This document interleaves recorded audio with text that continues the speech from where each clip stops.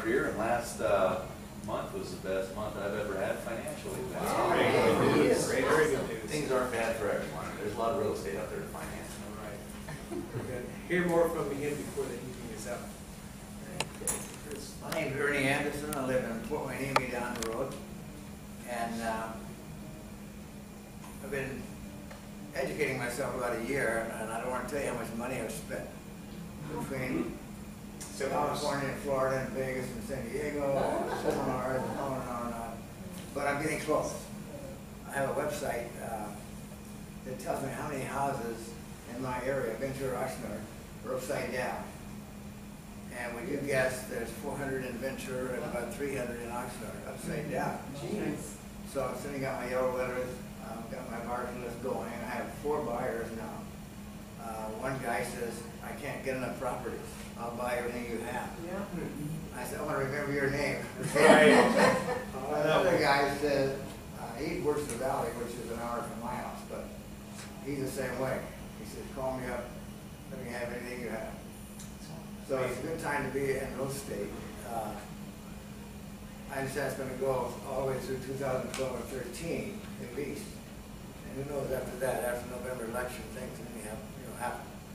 But it's a good time to be alive, it's a good time to get wealthy. So I'm glad we're all together. I'm glad you're here too. Yes. But you got the money, right? Thank you very much. You bet. I am Carol Zan.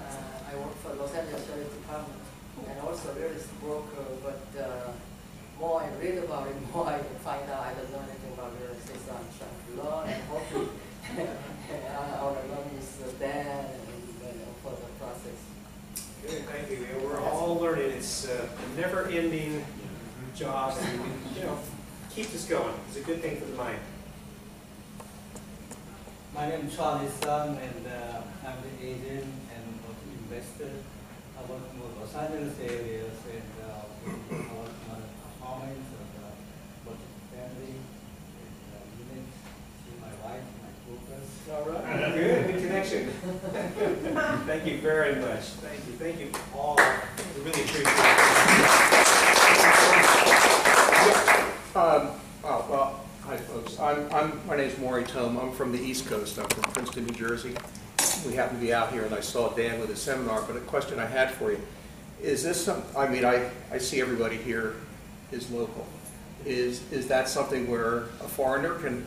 What you'll see, when you go back to the website, and all you have to do is go to SB for Santa Barbara, REIA.com, is that this is set up so that you could be in North Carolina or China. It really doesn't matter, because to be a member is free. All the videos up there are free. All the education is free. And if you're physically coming to the meeting, that's the only time you pay, because this room is normally $500 for about 4 hours, right? And the first thing I did was, well, okay, let's negotiate on that one. We got it down to 2, and so if everybody pays $10, we can just barely cover the price of the room. That's why we're here, okay? The pizza place wasn't working. We had to move from that. Yeah. Well, the thing is, I'd like to learn a little bit more about what you're doing. Unfortunately, I can't stay, but my own background is I started real estate in 1971 after I got fired from General Electric. And throughout the years, I've been involved in both management and sales. I am in sales now with my daughter. And I work with Keller Williams Real Estate. I'm a broker in both New Jersey and Pennsylvania. And I have invested in properties through the years. I've rebuilt properties, of which we still own 4, which consist of about 17 rental units, both commercial and residential. Most of it has been done through banks with 100% financing. And so we are experienced in that area of real estate, even though my primary is residential resales. Okay, good. Thank you very much for deciding to hang out here. And when you go, just make sure you go back to the paper that I gave you that has the NHB LLC on there on the bottom. If you go back to that, there's a link there that will take you to about 3 pages of information about what I'm doing as far as the rent-ready properties are concerned. So you get a lot of good information on that. Plus, I'm going to cover some of that tonight too. That'll be up on the videos. And we're even going to talk about employment and unemployment and automatic unemployment before the night is up. And so people get a sense of what's happening in the job market and where we think it is and where we're not thinking it is. So we're going to talk a little bit about that too. Now, some of the things that you're discussing, I see you filming it. You mentioned YouTube before. Is that something that you can follow with some of the things? Because obviously, I'm not flying out to Santa Barbara all the time. Yeah. That you can follow through YouTube? Yeah, what happens is if you, let's see, what did I do with my little Fly. clicker?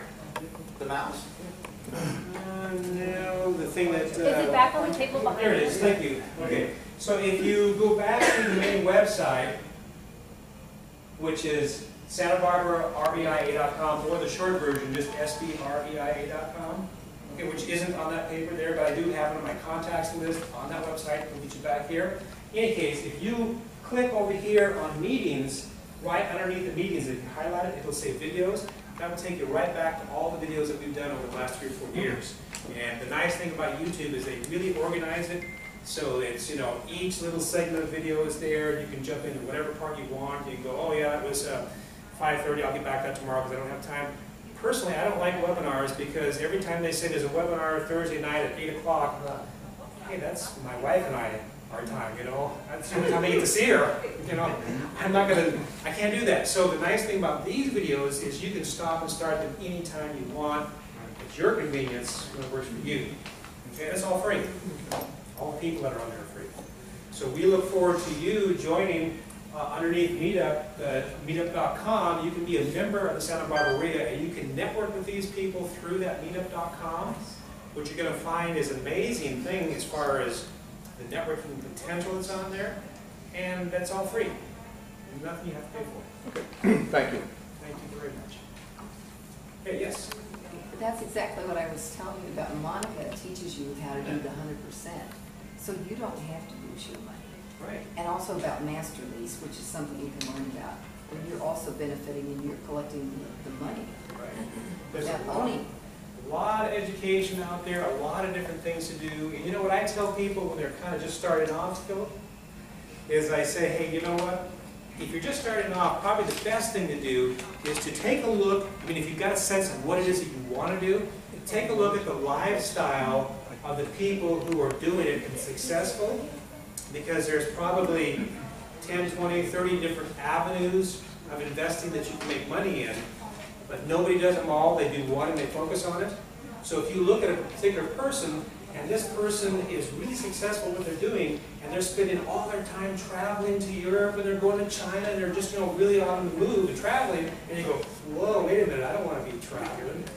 Some people would love to travel. Some people wouldn't. So what I'm saying is take a look at the lifestyle of the people who are successful doing different things in some aspect of investing, because it doesn't have to be real estate, and look at their lifestyle. And that doesn't mean that you're going to be doing that all your life, because the nice thing is you can have a choice and you can change, and choose to do different things throughout your life.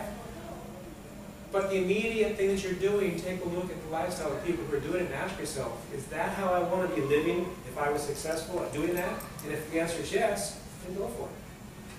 Okay? Because so what happens is people study hard, they go do it, and also they start doing something, they go, I didn't realize I was going to have to be stuck in an office to do this job all the time. I want to travel. Or I don't want to travel. Okay. So, let's move on here. We've got the main website. We've got that we've beat up and it's gone. Okay, we've got Brandon coming up. So we're going to move on. We do have the videos. Everything that we do, Michael's doing a great job of doing the videos. We get it up there. And it might take a week or two after we're done here, but it gets there, and you can watch anytime you want, so that's a good thing. There's Sean Higgins. He's the guy that's going to be heading up the thing down in Los Angeles with Dave Liddall. It's just there, but I think you got some good information for us on that one. So let's move on to my main business is National Home Buyers, LLC. That's my website, nhbllc.com, same way to get you there. And let's talk a little bit about the properties, the rent-ready properties. I was originally calling that 20K rent-ready properties, and all of a sudden I realized, hey, the market's starting to pick up. How long are these going to be 20K? And am I going to be stuck with Motel 6? They used to give rooms out for $6 a night. I still call it Motel 6, but they're not renting rooms out for $6 a night anymore. You all know that, right? So I said, okay, let's get off the 20. Let's just call it rent-ready properties. Because the truth is, even if there were 10,000 or 100,000, it's the same model. You know, it's the same percentage going through. You're going to get all your money back. You're going to get the rent. Some people may come to me and say, "Dan, I love the concept of buying a property that's only $20,000, but I don't want to be in that neighborhood with my rental. I'd rather be in a neighborhood where the properties are about 100,000, and we might be getting 1,500 a month instead of 6. Can we do that?" And the answer is yeah, you can do that. When we sell the property, you're still going to get your 100,000 back. During the time that it's rented, you're going to get half the rent, and all the expenses will be paid back when we sell. But these aren't designed to flip. These are designed for constant cash flow, because when I worked at the university for 26 years, my life was like this. You know, just kind of barely pushing to get to the next level, when it was calm and it was stable and it was exciting at times and boring at other times. When I decided to get out of university about 6 years ago and do this full time, because I had been investing for 30 years, even before I started working at the university, I bought my first duplex out in Isla Vista, and I got one of my tenants said, "Come and apply for the job." And I talked to the dean of the department, and the dean said, "Well, how do you know this guy?" I said, "Well, he's my tenant." And he said, "Well, he's like 30 years old, he's going for his PhD, and you're like 28, and you're his landlord?" I said, "Okay, so I don't know where I'm going with all that, but basically what I'm saying is that you can do these at any financial level. It works. It's just that you need to choose what neighborhood you might want to be in. You know, that's kind of where I was going. What you want to do with properties. It doesn't matter. So, on the $20,000 property, that is the full price. That is not a down payment. If people came to me and said, "Dan, I've got a bunch of credit cards. I don't have any money. Can we do this on my credit cards?" The first thing I'd say is no. I'm doing this so that we don't have to worry about debt. How you doing? Pretty good. Would you like to have a seat? Yes, thank you. Just grab one. Be my guest. And what was your name? Daniel. Daniel. Yeah, okay, now I recognize you. Okay. Is Janet around? Do you know if she's going to be showing up? I don't know, honestly. I tried calling her and haven't heard from them in a week or two. I was in town today and wanted to stop by. Thank you. Excellent. His friend Janet is one of the properties that we'll talk about. She's now dealing with this property because she inherited it from her dad. Her dad passed away. He was one of our members. Okay? So we'll talk a little bit about that. But that's the down payment. If people said, "I want to do it on credit card," I would say no, because the whole idea of this is getting away from the banks, not having to qualify. You know, you used to be able to do 10 properties from a bank, and they would loan you up to about 10, and then they said, "That's all we can do." And now it's been 4. They might be climbing back up. I don't know, but how many people are happy with mortgage companies? Masters, all of them. It's been really difficult to watch the government take your tax dollar and say, "Here, let's just give it to the mortgage companies because they're going to save us." Well, they saved our money, they didn't save us. So, you know, I'm happy to get people away from the banks, away from the mortgage companies, to lock down something that's just, you know, paid for. If it's vacant, then we don't have to worry too much about a mortgage payment because it's not there. There is no mortgage payment. And you know, we do the splits. There is a website that I've got, National Home Buyers, and that's it right there. It will take you back to 3 pages of information about how all this stuff is done. Okay?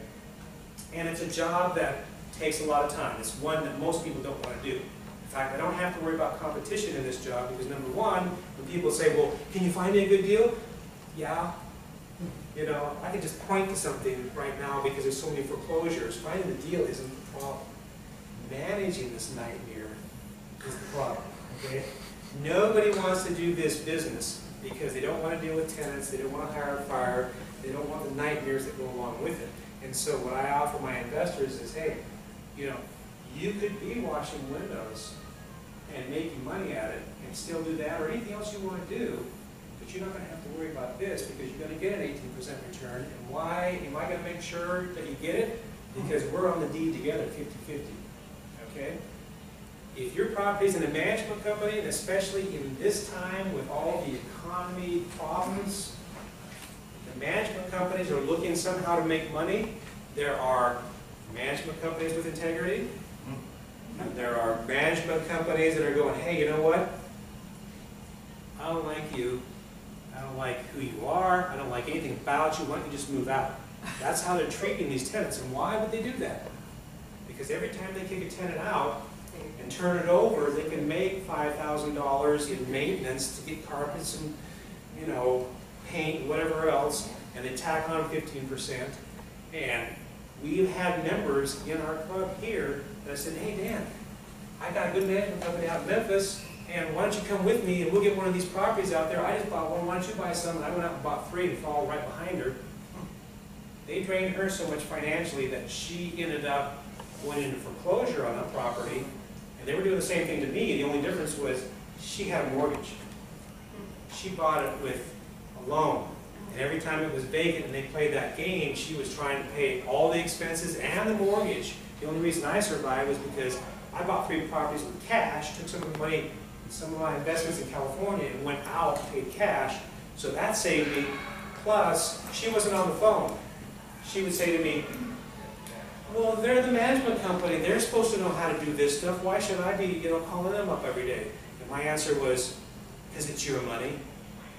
You know, it's your investment. It's you that's going to be going broke.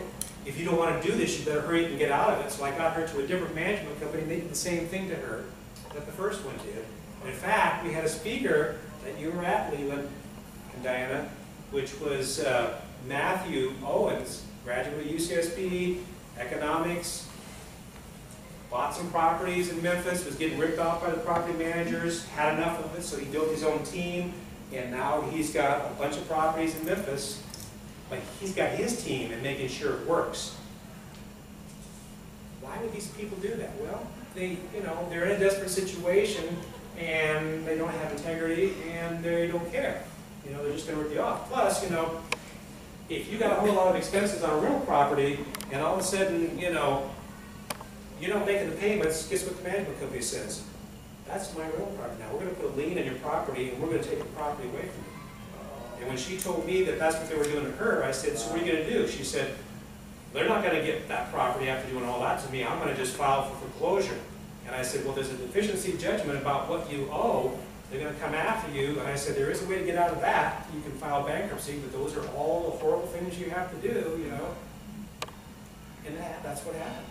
You know? Do you hold the question at the end? No, please ask me. Anytime we're going through this, ask me then. As we get to the end, we're going to forget it, and it won't relate, so just stop me and quote I me. have one question.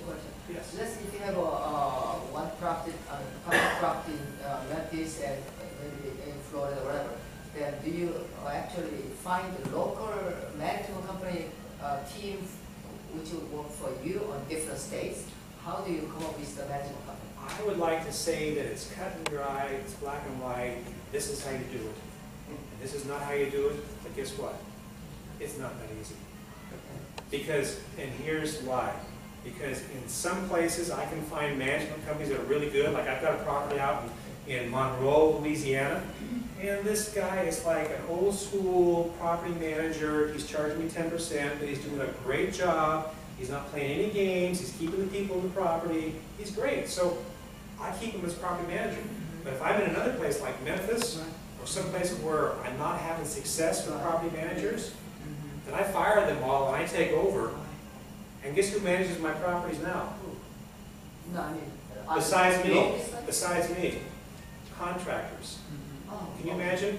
And I don't ask the contractor to do a bunch of accounting, give me a monthly statement. I just say, hey, look, all I need you to do, physical things. knock on the door once in a while if we need to. You want to pick up the check, I'll pay you for that. Make sure you're doing repairs. You're the person looking at the house. You know? Send me the check. Like in some situations, most of what I do with my tenants is I have them send me all the rent through PayPal. So local business management, most of the chunk you do it, you just get the local help for I get local help. for the spottings. And sometimes I have to fire the local help. Okay, because this is how it goes. We all grow up, we all change, things happen, right? And I had a contractor recently that was pretty good, and then he started telling me stories about how he got this new investor that's giving him lots of work, and he already has time for this and that. And, you know. And all of a sudden, he had to give us an estimate for a house that just went out, and we'll get into that, show you the house. And so he gave me, you know, I said, go through it, tell me what you think needs to be done. He gave me a bid for $5,000 to do paint, carpet, all kinds of stuff. So I looked at it, and I went back to my investor, who were partners, okay? And I said, well, here you go, $5,000. And she said, I don't have $5,000. She said, my property's hung up in probate. I don't have any money at all. I've got very little. When I get out of probate, it'll be fine, but I inherited the property, and we got this financial problem. And I said, well, first of all, $5,000 to me seems too high. I don't like the guy's attitude. I've had him for a couple of years now, but things are changing. You know, I got somebody new on the block. I don't need you anymore, is kind of the attitude. So I went, well, you don't have to tell me twice, you know. I move around real quickly. I don't have a big bureaucracy around me holding me back, you know. And she said, well, you know, he's been really nice. I hate to just do that to him. And I said, really? You got $5,000 you want to plunk down? And she said, no. And I said, well, then I think we need to get some other estimates, don't you? And she said, well, okay. She's kind of hesitant. She said, but he's going to be really upset. And I said, I told you he was going to be upset. Well, as soon as I got back to him and said, hey, we're going to go out because the investor wants, you know, some more bids to I mean, who in their right mind isn't going to go out and get more bids to compare prices? That's what you do.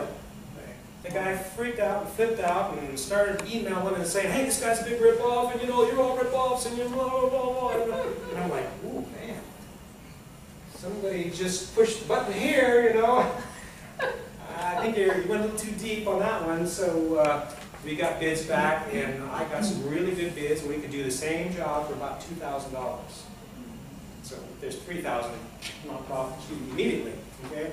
Well, here's the other thing that I said. I don't normally do this with my rental properties, but I think because of your special situation and you're having a problem getting a hold of the cash right now, let's try something a little different. I'm advertising on Craigslist, $600 a month, 3-bedroom, 2-bath, and guess who's calling? Nobody. Because if you look at Craigslist in that particular town, there's tons of 3-bedroom, 2-bath for $600. Nobody's calling. And I said, so we got a problem there. We also got a problem. You don't have the money right now to do anything, so here's what we're going to do. We're going to try and see if we can find some tenants that would be interested in doing the work. Do painting. I don't want them up on ladders and something dangerous. I don't want them touching plumbing. I don't want them doing electrical, you know, pulling the wires out of the house. Just cosmetic things that they're able to do a little bit of work on, because there's a lot of different types of tenants. And one thing that you're going to see, especially, this contractor got us two different houses from tenants that were on disability. Now there's Section 8, there's disability, there's all kinds of different things you can be on. But if you get somebody on disability that's got disability for life, and they'll never have to worry about losing that money, guess what you got? Is it guaranteed rent? Yes. No, it's guaranteed attitude. Wow. I don't need you. I'm on disability. And you're going to pay for it. Yeah. One way or another, because I'm home too, you know. Been drinking. So, no more disability. You know, Section 8, yeah, that's great, because guess what happens in Section 8? If they're not at least somewhat coherent, and they're not, because, you know, a lot of people with disability could have a mental thing going on too. That happens. If they're not somewhat coherent and working with Section 8, they're going to get kicked off. They don't want to lose that Section 8 money. So Section 8 is really not too bad. Okay? So I put an ad back out on Craigslist and said, 3-bedroom, 2-bath, $300 a month, needs work. Well, immediately everybody wanted a 3-bedroom, 2-bath, $300 a month rental, right? They probably weren't excited about needs work, but hey, I want to go check this out. So what happened? I went from no replies, nobody getting back to me, to they were just beating the door down. Now, who's really going to do the work, and who's just going to check and jive and not? That's my job. I got to deal with it. Well, it's not the investor's job. It's my job, right? Okay, so you know, I also got some contractors that came with some really decent prices, and of course, some of the people that I gave that same list to that didn't have a dollar amount on there, It just had the list of work that needed to be done. Said, and I said, you know, we can do a rent reduction. You pay $300 every month, but we'll reduce that $600 you would have paid by 3, and we'll eventually pay you back for the work that you do. It could take 3 months, it could take 10 months, I don't know. We'll see.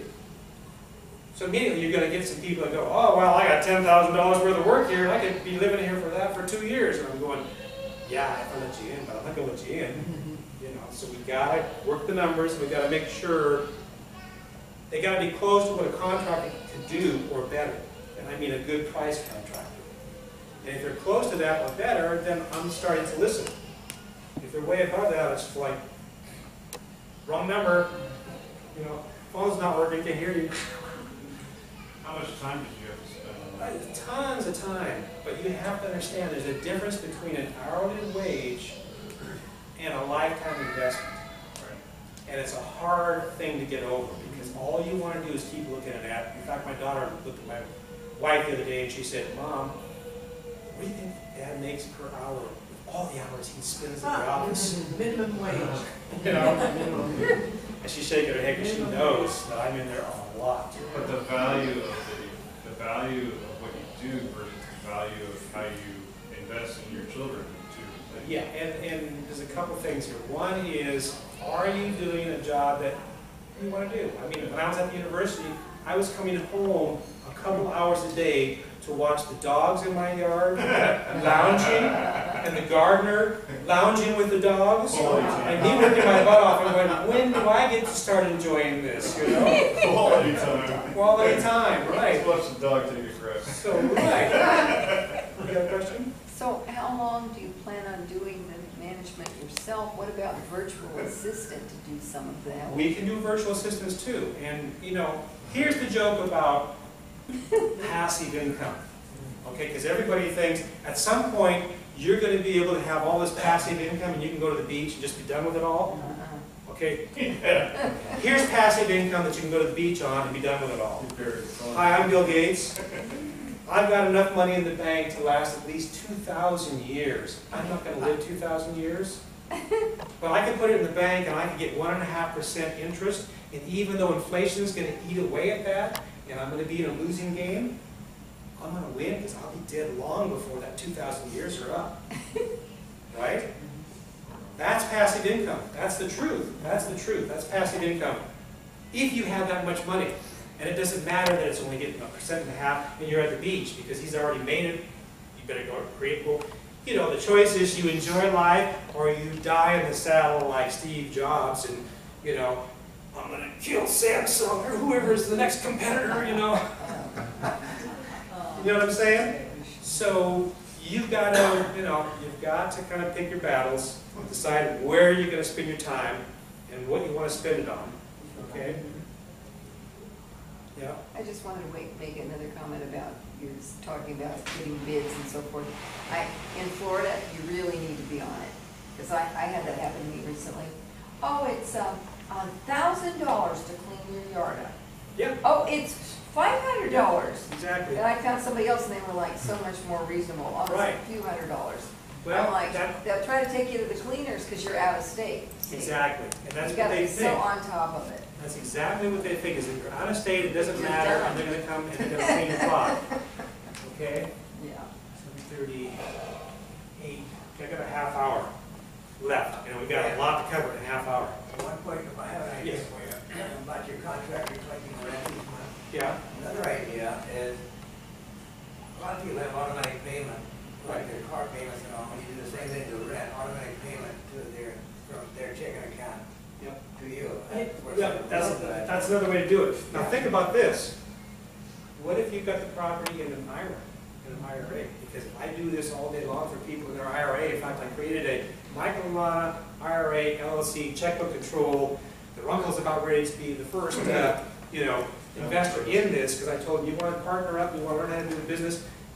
Don't give me the money. Partner up with them and let the three of you learn from me so you can work as a team and move forward. And so that's about ready to happen. But now think about collecting the rent. As an IRA, I legally can't collect the rent. I can't act as a property manager because it's my IRA, if it is, okay?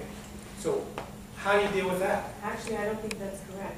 Well, let me show you how you're right, it's not correct, and kind of the fine line between all Because this. that's where my investment's gone. Right, and this is the fine line. I couldn't go out there and paint the house, it's illegal because I am part of the IRA. If I have a property that's in the IRA, and I'm 50-50, I've got an IRA, and you've got an IRA, we both did this with our IRA, okay?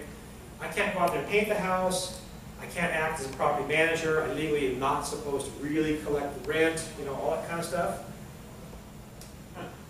But I can get a contractor to act as a property manager, have the tenants send the check to that contractor, have the contractor rewrite the check, split them up to the different IRA companies, and then I can send them off. And I've talked to different custodians like Equity Trust and you name all, 5 or 10 different IRA, custodians that hold the money. And I've had this battle with them because I've said, okay, so I'm not supposed to legally manage the property. Let me ask you something. I'm supposed to have a property manager, right? And they said, yeah, that's right. Now, if the property manager is no integrity and they're ripping me off, who's going to fire the property manager? And they said, well, you can split that between you and the other investor and you both equally share the work. And I said, well, the other investor doesn't want to do it. That's why they're doing it with me, because they don't want to do any of the work. And I said, let's get something else straight here. When it is my turn in your world, and I got to go fire that property manager and hire another one, who's managing the hiring and firing of that property manager? Me. Aren't I, in essence, managing that?